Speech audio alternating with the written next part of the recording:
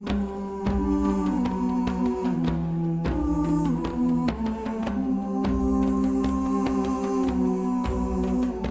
everybody, this is Danielle Loduca, the Muslim next door. In this series, Myths About Islam, we debunk common myths regarding Islam by exploring fact and alternative perspectives.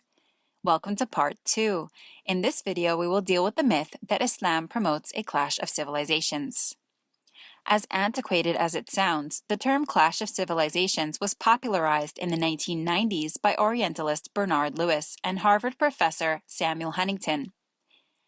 The idea that there exists a monolithic force called Islam, which is expansionist, prone to violence, and inherently hostile to the West, has found new life in today's political and public dialogue. Newt Gingrich, former Republican Speaker of the House, announced on national television, "Western civilization is in a war. We should frankly test every person here who is of Muslim background, and if they believe in Shariah, they should be deported. Shariah is incompatible with Western civilization." As much as some people wish for an epic clash between Islam and Western civilization, the question remains, does Islam itself promote such a clash? A closer look reveals that this notion does not in fact originate from Islam. Islam's view of civilizations is that they should get to know each other. Chapter 49, verse 13 of the Quran states, "O mankind, indeed we have created you from male and female and made you peoples and tribes that you may know one another." When the Prophet Muhammad established a nation of Muslims in the 7th century at Medina, he signed treaties with the city's Jewish, Christian, and polytheist tribes, a clear indication that he intended for the Muslim nation to live in peace with its neighbors. According to Islamic law, non-Muslim faith communities are to be protected by the Muslim nation in which they live. The Prophet Muhammad said, "Beware, whoever is cruel and hard on a non-Muslim minority, curtails their rights, burdens them with more than they can bear, or takes anything from them against their free will, I will complain against that person on the day of judgment." Numerous historical examples exist of the Islamic form of religious pluralism being practiced for centuries in various parts of the world. Whenever Muslims have deviated from such pluralism, it can always be traced not to Islam, but to ideologies such as nationalism.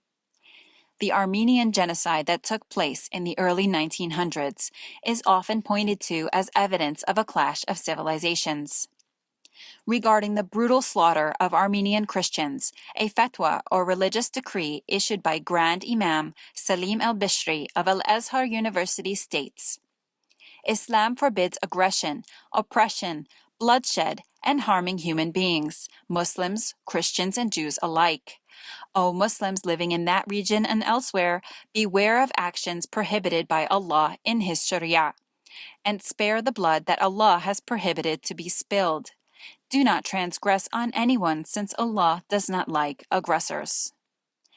Al-Hussein ibn Ali, the Sharif of Mecca, issued a decree ordering all Muslims to defend Armenians and, quote, "provide everything they might need, because they are the protected people of the Muslims, about whom the Prophet Muhammad said, 'Whoever takes from them even a rope, I will be his adversary on the day of judgment,'" end quote.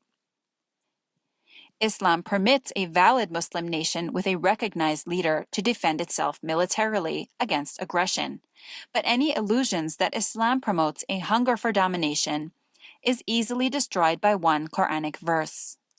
Chapter 8, verse 61, commands the Muslims in absolute terms, "And if they, the enemy, incline to peace, then incline to it also, and rely upon God. Indeed, it is He who is the hearing, the knowing." This means that even if the Muslim nation is winning the war, they are required to stop fighting at the first indication their opposition desires peace.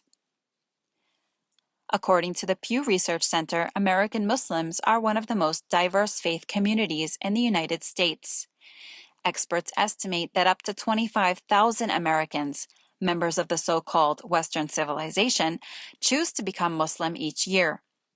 Instead of a clash, they often find that Islam complements and enhances their American identity, living as fully American and fully Muslim every day. These facts and many more demonstrate that Islam does not promote or support a clash of civilizations. Don't miss part 3, where we tackle the myth Islamophobia isn't real. Help us promote peaceful coexistence through education and critical thinking. Thanks for watching.